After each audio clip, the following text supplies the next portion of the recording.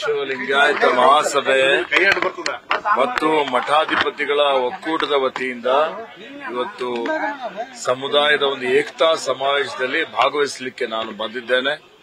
ಅನೇಕ ಹಿರಿಯ ಮುಖಂಡರುಗಳು ಇಲ್ಲಿ ಭಾಗವಹಿಸ್ತಾ ಇದ್ದಾರೆ. ಹೀಗಾಗಿ ಇದಕ್ಕೆ ಈಗಾಗಲೇ ಚಾಲನೆ ಕೊಡಲಿಕ್ಕೆ ಹೋಗ್ತಾ ಇದ್ದೀವಿ. ಸಮಾಜದಲ್ಲಿ ಎಲ್ಲರೂ ಒಗ್ಗಟ್ಟಾಗಿರಬೇಕು.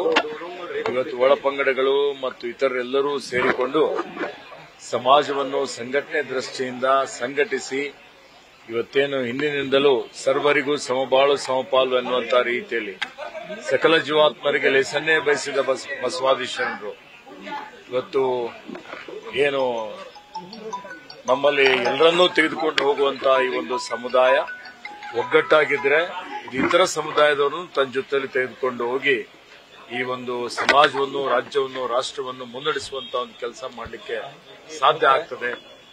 ಆ ನಿಟ್ಟಿನಲ್ಲಿ ಈ ಸಮಾವೇಶ ಯಶಸ್ವಿ ಆಗಲಿ ಅಂತ ಹೇಳಿ ಹಾರೈಸುತ್ತೇನೆ.